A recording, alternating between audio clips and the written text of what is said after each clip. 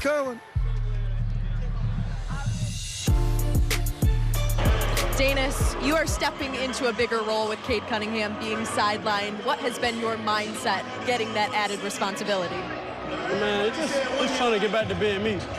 My energy fuels my game, and so I keep my energy right. I dominate on the defensive end, and then my offense just picks up off of that. And I'm just trying to make up for our brother down, man. Stu down, Cade down. We're just trying to show everybody that we can control the ship till he get back. You talk about being fueled by energy. That's what the defense did here tonight. That's what got you guys back into this. How did you do it? What did you see on that end? Yeah, I mean, like I always say, man, my game is tenacity. I'm a dog, man, and I'm going to play hard every single night on the defensive end. Then on offense, I mean, I just take what the defense give me, and I just try to make everybody around me better. So that's all I try to do. And like I said, just energy. Defense is all effort and energy and heart. So that's all I try to do. This team tonight forced 20-plus turnovers, and you guys had 17 steals as a team. Asar had his career-high 7 steals tonight. I mean, where does that aggressiveness come from for him and for this group? Yeah, we talk about it all the time, man. He come out and set the tone like that. Everybody else just got to follow suit. And that's all we try to do, keep that intensity up, keep that pressure on guys, because that's who we are. Well, now you guys can say it. You are the first Eastern Conference team this year to clinch a playoff spot. How special is that for this group? Oh, man, I mean, it's special. Like I said, we know what our goals are for this year. That's a special moment, but we just want to keep going and keep getting better each and every game, try to tweak it and get ready for the playoffs. Appreciate it, Danis. Great job tonight. All right, thank you. Great. Danis Jenkins tonight, 22 points for this Pistons group as the Pistons beat the Warriors here tonight at home. Johnny and Grant. All right, Natalie, let's take a look at our Xfinity. You know, this is storylines here tonight, just a disparity in some key margins. You know, I thought Golden State came out, played tough there in the opening quarter, but then the Pistons, you know, the 26 forced turnovers tonight, the paint point advantage, and obviously with what Danis was able to do, we got 21 there, but he actually 22 points, the 8 assists, 7 boards.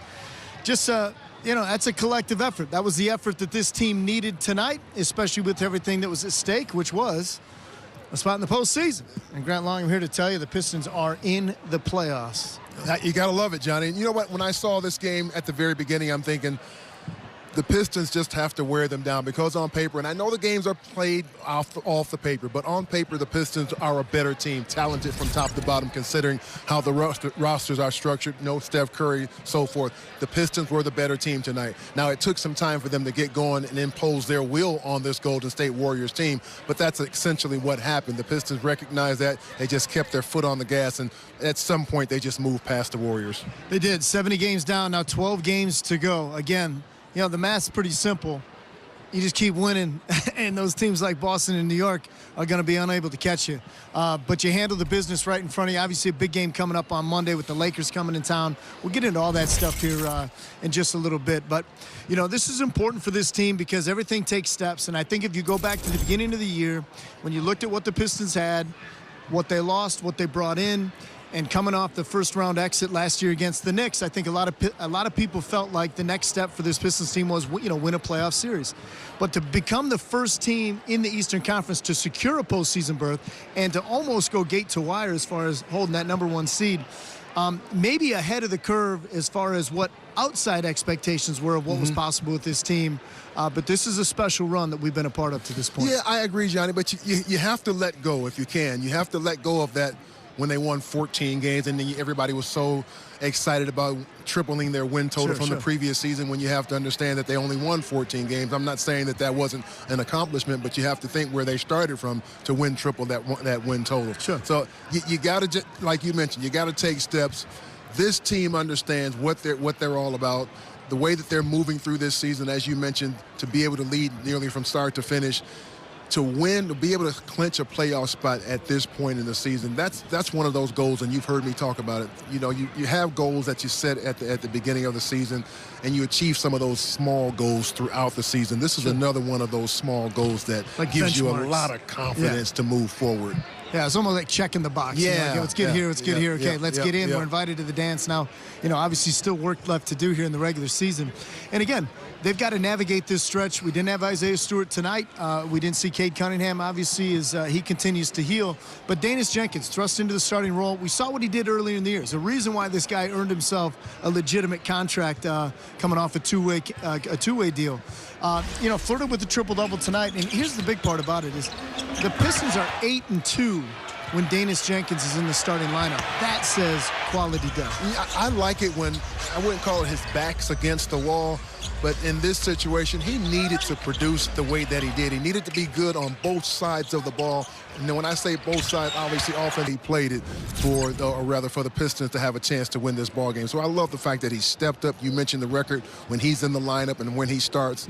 Tells you right there all that you need about the depth of this team. We showed you some of the numbers, just what the Pistons were able to do from a defensive standpoint. We knew, again, Golden State came in. They've been playing good defense here early.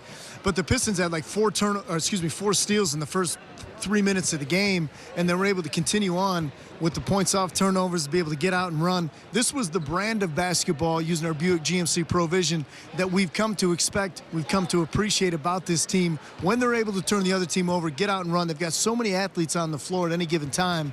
It's just a beautiful brand of basketball to watch unfold. Yeah, lots of active hands on the part of the Pistons defense tonight, and we asked the question at the very beginning, who will replace the Cade Cunningham deficit of points because he's not playing, and also Isaiah Stewart? Well, look no further than the Pistons' overall team defense, because time and time again they were active with their hands, forcing turnovers and letting their defense generate impact at this game on that end of the floor.